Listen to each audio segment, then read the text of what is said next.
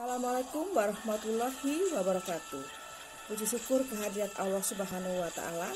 Hari ini saya bisa menyapa kembali Bapak Ibu di channel YouTube Harlis Setiawati. Apa kabar Bapak Ibu pendidik, instruktur, dan semua penonton? Hari ini saya akan melanjutkan materi asesor kompetensi dengan unit mengakses kompetensi, lanjutan dari elemen ke-1, 2, dan 3. Ini adalah bagian kedua untuk paparan materi elemen 4, 5, 6 untuk unit mengakses kompetensi.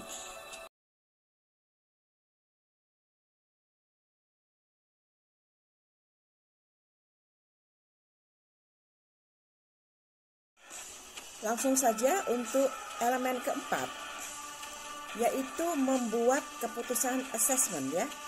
Tapi untuk diketahui, elemen kelima adalah merekam dan melaporkan keputusan assessment. Elemen keenam itu meninjau proses assessment. Tapi satu persatunya nanti kita akan bahas untuk elemen per elemen. Elemen keempat, membuat keputusan assessment. KUK-nya, kriteria unjuk kerja atau subbabnya adalah mengidentifikasi keterbatasan perolehan dan evaluasi bukti yang berkualitas. Selanjutnya adalah meminta arahan dari yang relevan. Selanjutnya memeriksakan bukti yang telah terkumpul untuk memastikan bahwa bukti tersebut dapat merefleksikan bukti yang diperlukan. Dan KUK yang keempat ya, 4.4 itu mengevaluasi bukti yang telah terkumpul untuk memastikan bahwa bukti tersebut dapat merefleksikan bukti yang diperlukan. Baik, 4.1 ini adalah KUK dari elemen 4 ya. Subbab pertama yaitu hal-hal yang harus dipastikan asesor. Keterbatasan seperti peran dan tanggung jawab kerja, menemukan kebutuhan asesi, panel asesmen, proses mutu organisasi pelatihan, dan atau assessment, level kompetensi personal, persyaratan pelatihan organisasi, industri, dan nasional, level pengetahuan personal tentang assessment berbasis kompetensi, dan tanggung jawab hukum tentu saja. KUK selanjutnya atau kriteria unjuk kerja atau subbab selanjutnya, pertimbangan bukti berdasarkan prinsip asesmen dan aturan bukti. Di antaranya adalah mencakup seluruh bagian komponen standar kompetensi yang dijadikan acuan pembanding asesmen dan dimensi kompetensi, memperhatikan dokumen terkait lainnya, dan memenuhi aturan bukti.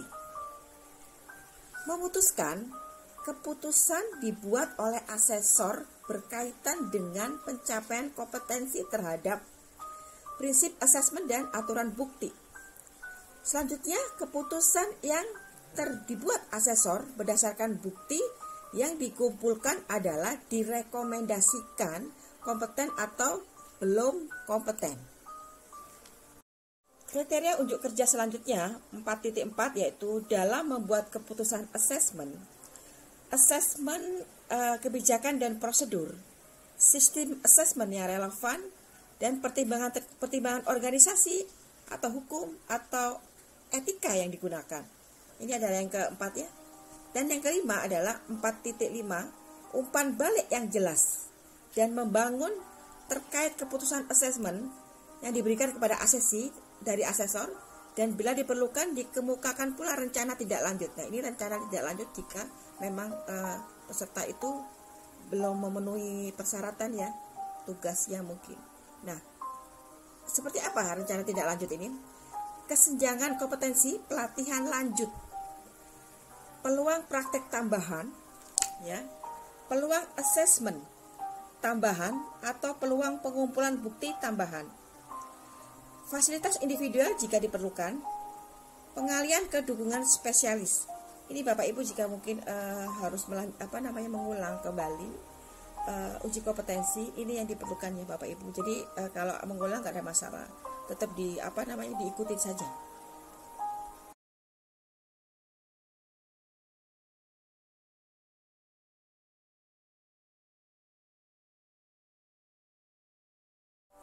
Sekarang adalah elemen kelima ya, dari unit mengakses kompetensi. Itu tadi kan merekam dan melaporkan keputusan asesmen. Nah, jadi Bapak Ibu jangan takut bahwa rekaman Bapak Ibu itu akan disimpan dan rahasia ya. Jadi itu ada bukti bahwa memang harus ada penilaian lanjut, memang harus nanti diulang kembali, itu nggak masalah, tetap diberi kesempatan ya untuk menuju kompeten. Jadi asesor tidak akan memberikan rekomendasi kompeten Bapak Ibu jika belum memenuhi syarat. Salah satunya adalah tugas yang diberikan Bapak Ibu atau dokumen-dokumen yang terkait untuk pembuktian Bapak Ibu tidak bisa ditunjukkan. Jadi tenang saja Bapak Ibu, ini untuk wawasannya, jadi tidak kaget sebelumnya. Selanjutnya kita elemen ke-5 tadi, isinya apa saja, KUK-nya, kriteria unjuk kerjanya apa saja. 5.1 yaitu mencatat hasil asesmen dengan segera dan akurat. Selanjutnya 5.2 melengkapi laporan asesmen. Selanjutnya 5.3 tentu saja memproses laporan asesmen sesuai kebijakan yang berlaku. Dan 5.4 menyerahkan rekomendasi tindak lanjut kepada orang yang relevan. 5.5 ini adalah KUK yang terakhir untuk elemen kelima, yaitu memperhatikan ketentuan kerahasiaan. Membahas secara rinci ya. KUK 5.1 pencatatan hasil asesmen. Setiap orang yang terlibat dalam proses asesmen harus bertanggung jawab terhadap laporan rekaman mereka. Rekaman yang akurat dan aman digunakan untuk apa? Beberapa kegunaannya adalah rekamannya akurat yaitu memberi umpan balik kepada seorang peserta. Umpan balik nih peserta juga tahu. Memastikan penerbitan suatu hasil kualifikasi atau pernyataan capaian. Memandu pilihan untuk studi lanjut, untuk kenaikan gaji atau promosi jabatan, sebagai arsip bagi personalia, sebagai dasar atau bahan dalam proses banding atau reassessment. Nah ini ya, proses banding saya ingatkan jangan pernah memulai proses banding kalau memang betul-betul Bapak Ibu asesi yang salah. Jadi diidentifikasi dulu kita selama ini apa enggak sudah ngikutin prosedurnya, tidak tugasnya sudah dikirim dengan baik, tidak tepat waktu, tidak jadi gitu ya Bapak Ibu. Jadi ingat hati-hati banding itu kalau memang betul-betul diperlukan, kalau tidak no. KUK selanjutnya 5.2 pembuatan laporan. Apa saja sih pembuatan laporan itu? Ada rincian data peserta, rincian asesmen tanggal, waktu, tempat, rincian ringkas bukti, umpan balik dari dan kepada peserta ya, kesimpulan keputusan asesor, ringkasan rencana tindak peserta, informasi kritis lain, tanda tangan asesor dan peserta, tentu saja ini adalah validasinya. Bentuk laporan dapat berupa tertulis maupun elektronik. Nah ya, sekarang ya contoh format sederhana laporan asesmen, ini ada di sini, ada tabelnya ya. Tadi yang disebutkan ada nama peserta, nama asesor, tanda tangan pencapaian kompetensi, tanggal pencapaian kompetensi, tanda tangan asesor dan tanggal, terus kemudian unit kompetensinya apa, kompetensi, belum kompeten atau belum kompeten ya, terus ada keterangannya apa yang harus diperbaiki, terus aspek negatif dan positif dalam assessment, kemudian pencatatan penolakan hasil assessment, ditolak tuh hasilnya, gimana coba, ada saran perbaikan ya. Asesor, personil atau personil terkait ya. Ini tentu saja ada kode file ya, ini adalah formatnya ya. Formatnya Bapak Ibu kalau seandainya memang betul-betul laporan asesmen Bapak Ibu ini contoh akuratnya ini. Jadi betul-betul ada tanda tangannya, validasinya. Ini jadi tidak macam-macam. Jadi jangan berpikir macam-macam, asesor ya ikutin aja. Itu kan karena penguji, kita sebagai penguji nantinya kan kita dicetak untuk menjadi seorang penguji. Jadi kita diuji lebih dulu gitu kan, ngikuti enggak. Biasanya kalau kita penguji kan kita harus ini harus itu gitu. Sedangkan kita jadi latihan untuk penguji sendiri, kita tidak mau ya gimana. Bapak Ibu pendidik, instruktur, dosen, guru, dan semua penonton, mahasiswa juga, siapa saja yang sudah menonton YouTube saya, yang belum subscribe, mohon kerjasamanya untuk subscribe, like, dan berikan komentar. Saya akan memberikan subscribe balik jika ada komentar, karena saya bisa klik ulang. Tapi kalau kadang-kadang terdeteksi ada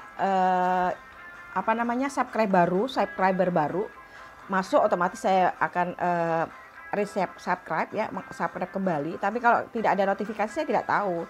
Jadi mohon maaf. Jadi tentu saja lebih baik diberikan komentar. Oke, selanjutnya adalah KUK yang ketiga ya tadi ya, tindak lanjut hasil assessment 5.3. Rekomendasinya tuh apa saja sih? Tindak lanjut hasil assessment ya. Rekomendasi RPL, rekomendasi dukungan, pelatihan, dan atau assessment unit kompetensi lain. Rekomendasi rencana aksi, assessment ulang, dan implikasi banding. Ngeri dah. 4. Itu kerahasiaan dan laporan. Pihak-pihak terkait lainnya itu apa sih? Siapa saja situ? Personal kunci yang berperan. Para pihak yang dipilih sebagai peserta, para pihak yang harus diinformasikan karena alasan keharusan kontraktual atau berdasarkan kontrak.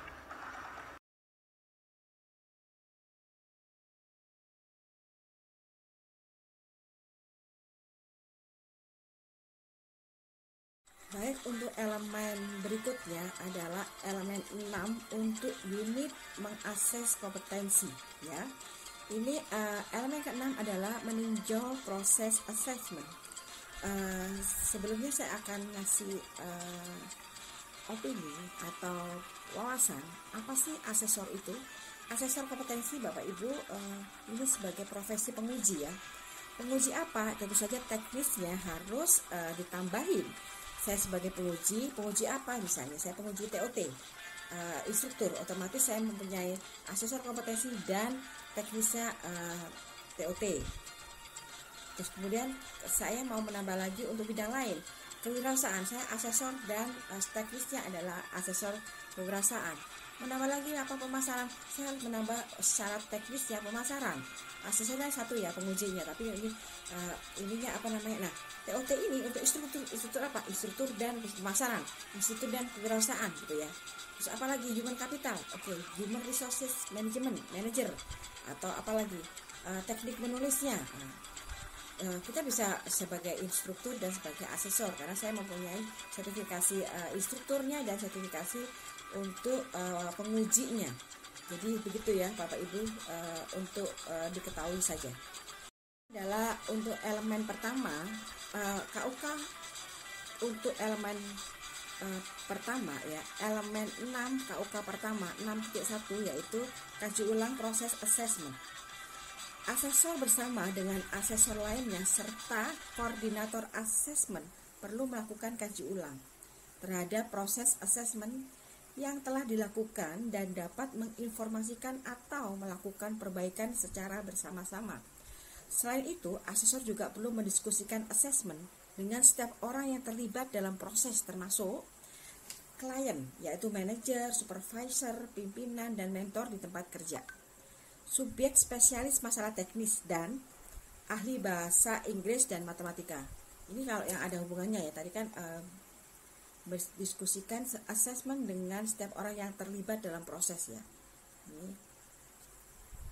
Untuk kriteria unjuk kerja selanjutnya 6.2 ya.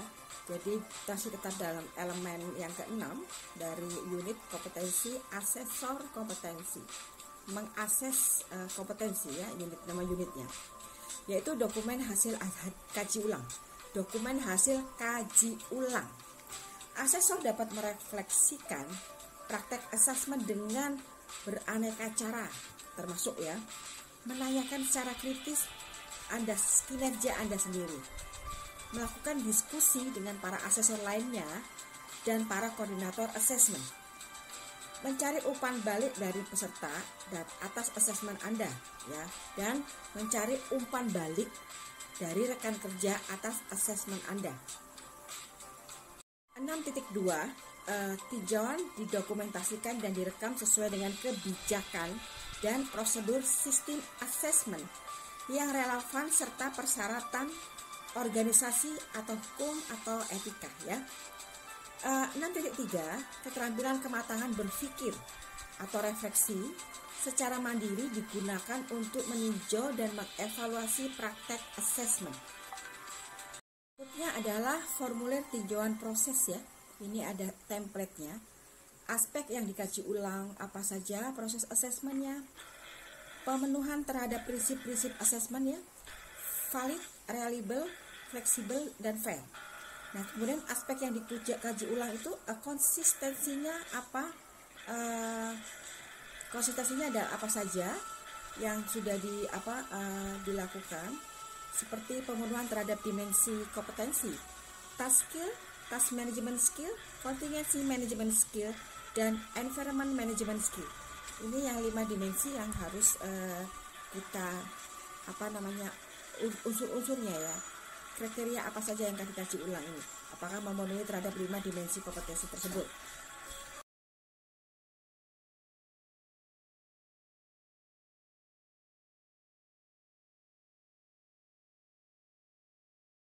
Oke, baik Bapak Ibu, ini sudah tuntas ya untuk 3 elemen berikutnya. Ini yang di bagian kedua untuk unit mengakses kompetensi.